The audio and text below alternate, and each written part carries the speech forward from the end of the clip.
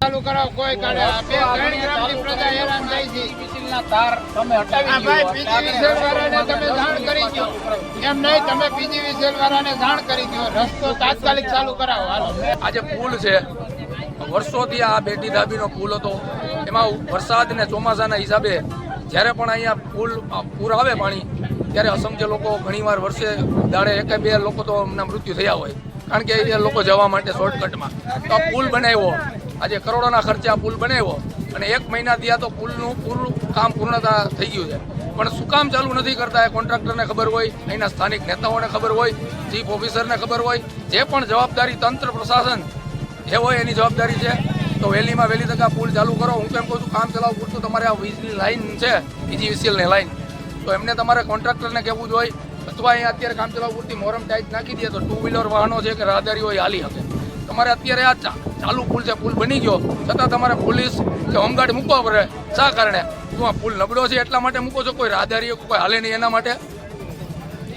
તો કોન્ટ્રાક્ટર તો જીબીને પૂછવાનું જોઈએ, જીબીને જોવાનું હોય ને પુલ ચાલુ કરી દો. કાંઈ પણ જાનહાનિ થાય તો એ જીબી વાળા જવાબ દેશે. અને આ જ્યારે પુલ બન્યો હોય તો પહેલાં બધી આગોતરી તૈયારી હોવી જોઈએ કે લાઈન છે તો લાઈન નડે તો એનું પહેલાં હટાવવાની કે જે કાંઈ કરવાની કામગીરી કરવી પડે.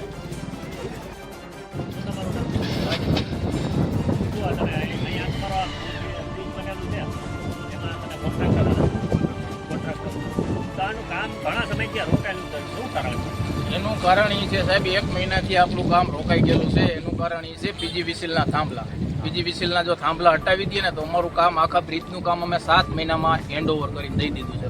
કલર શીખે કમ્પ્લીટ અમારું કામ છે. ઓકે, ખાલી અમારે 2-3 બાજુના ઢાળિયા કરવાના છે. એના કારણ છે આવડું આ પીજીવીસીએલના થાંભલા. પીજીવીસીએલના થાંભલા હટાવી દઈએ એટલે હું 2 દિવસમાં બધું ફ્રી કરી દઉં. તો પીજીવીસીએલને આ વિશે તમે જાણ કરેલી છે. તો એ અમે અરજી 7 મહિના પહેલા એ લોકોને અમે અરજી આપી દીધી હતી કે અમને આ પીજીવીસીએલના થાંભલા નડશે, એ તમે અમને હટાવી દો. ભલે પીજીવીસીએલ વાળા એમ કે તમે ગવર્મેન્ટ વાળાઓને કહો ગાંધીનગર કે એનું પેમેન્ટ નાખે. એ લોકોએ પેમેન્ટ હમણાં કરી દીધું. એના 4 દિવસ થઈ ગયા.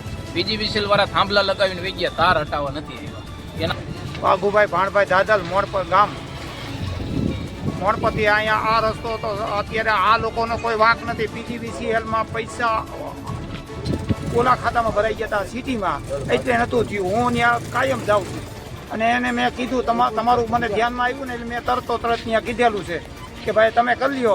એ સાહેબોને એકબીજાને આ કે આના હસ્તક આવે છે ને આના હસ્તક આવે છે, એમાં કેટલાય ગામના લોકો હેરાન થાય છે. અહીંયા હાલવામાં કેવી સમસ્યા થાય? અરે એની વાત જ રહેવા દઉં. અહીંયા છે ને દોષિત છે. અમે મોણ પર ડેડીમાં રહેતા માણસો બધા દોષિત છે. આ કેટલા ઓલે પણ પુલ નાખ્યો, અહીંયા નાખવાની જરૂર હતી એને. એ તો સરકારનો વાંક છે ને અહીંના ધારાસભ્યોનો વાંક છે. છેલ્લા 1 મહિનાથી આ પુલનું કામ અટકી ગયું છે. આ પીજીવીસીએલના બેદરકારીના કારણે. જો એને ટાઈમસર આ તાર ફેરવી દીધા ને થાંભલા ફેરવી દીધા હોય તો અત્યારે આ ચોમાસામાં હેરાનગતિ ન થાય. આ રસ્તો ચાલુ રહે. અત્યારે તમે જોઈ લ્યો 10 ફૂટ 11 પુલથી 10 ફૂટ જ ઊંચી છે. આમાં જો કાંઈ જાનહાનિ થાય તો એની જવાબદારી કોની? અત્યારે આ પુલના જે કોન્ટ્રાક્ટરો દિલો જાનથીને કામ કર્યું છે. પુલમાં કોઈ જાતની કચાવટ છે નહીં ને અત્યારે ગમે ત્યારે 24 કલાક કોન્ટ્રાક્ટરો એના જે અધિકારી બધા એમ ખડે પગે હોય છે કે પુલ અમે વહેલી તકે અમારા ટાઈમથી વહેલા અમારે 5 મહિના આ પુલ વહેલી તકે અમારે તૈયાર કરી દેવાનો છે. પરંતુ આ જીબીને હવે જો જીબી પીજીવીસીએલ આ વહેલી તકે થાંભલા ફેરવે તો આ કોન્ટ્રાક્ટર એમ કે હું છેલ્લા 5 દિવસમાં હું તમને રસ્તા તૈયાર કરી આપું. ડેડીનો હું સરપંચ છું. શું સમસ્યા? અમે આ કોન્ટ્રાક્ટર દ્વારા જિલ્લા પંચાયતમાંથી પૈસા 3 મહિના ત્યાં ભરાવી દીધા છે. 3 મહિના ત્યાં ભરાવી દીધા, પણ પીજીવીસીએલ વાળા આવ્યા નથી. તો અટાણે એના તાત્કાલિક પગલાં લે અને આ રસ્તો ચાલુ કરાવે અને એની લાઇટ રહીને એ કાંઈ કાપી નાખે. અને નકર એમને એની વાહન જો અમે આગળ ચાલુ કરાવી છે 2 જબરી ધરારથી, તો એ જીબીને કોઈ શોર્ટબોટ લાગશે તો એની જવાબદારી રહે. અમારી કાંઈ નહીં. જો અટાણે અમે આ કહી દઈ છીએ ને આ લોકોની વિશે બધા કહી છીએ અને અમે કોન્ટ્રાક્ટરને દબીને કહી છીએ રસ્તો ચાલુ કરાવો. આપ જોઈ રહ્યા છો કે આ જે જૂની ધાબીનો નવો બ્રિજ બન્યો છે ભદ્રાવતી નદી માથે, ત્યાં અહીંથી 3 ગામ 4 ગામને જોડે છે અને યાત્રાધામ ખોડલધામને પણ જોડે છે. કે અત્યારે સમગ્ર એવું કીધું કે ભાઈ 3 મહિનાથી આ બની ગયો છે ને 1 મહિનાથી કામ બંધ છે. અને હજી સુધી આ ચાલુ થયો નથી. આ રસ્તો કમ્પ્લીટ રસ્તો બની ગયો છે. આપ જોઈ રહ્યા છો એમ કે છે કે 11 કેવીની લાઈન નડે છે. દેડીના સરપંચ પણ હાજર છે. એણે એવું કીધું કે અમે અરજી આપી દીધી 1 મહિનાથી, છતાં તંત્ર જાગૃત નથી થતું કે આ 3 મહિનાથી લાઈન હટાવતું નથી, આનું સોલ્યુશન નથી કરતું. ખરેખર આનું સોલ્યુશન કરવું જોઈએ. આ વરસાદ આપાતકાલીન અત્યારે ઉપરવાસમાં વરસાદ પડ્યો છે, એટલો બધો વરસાદને કારણે નીચેની ધાબી જે હાલવાનો રસ્તો હતો એ બંધ થઈ ગયો છે સમગ્ર. અને આ ઉપર ત્યારે પબ્લિકને જવા માટે દેડી, મોણપર કે કાગવડ, ખોડલધામ યાત્રાધામ છે જ્યાં જવાનો રસ્તો છે. અમરેલી જિલ્લાના જેટલા પણ સારા શ્રદ્ધાળુઓ આવતા હોય એ પણ આ રસ્તેથી જાય છે.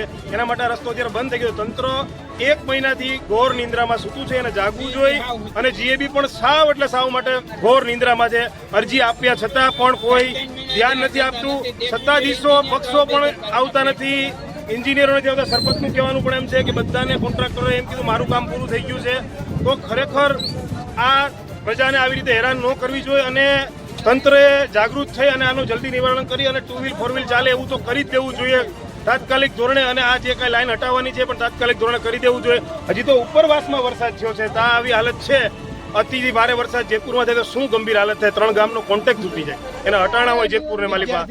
વિદ્યાર્થીઓને ભણવા માટે જવા માટેનો રસ્તો છે એ પણ તકલીફમાં છે. આપ જોઈ રહ્યા છો કે આ એટલી બધી તકલીફ છે. તંત્રને મારું એટલું કહેવાનું છે જાગૃત થાય અને જલ્દી, અને જીએબીને પણ કે આ કાર્યક્રમ સોલ્યુશનમાં લાવે, કે આ રોડ ચાલુ કરી દે જલ્દી ને જલ્દી.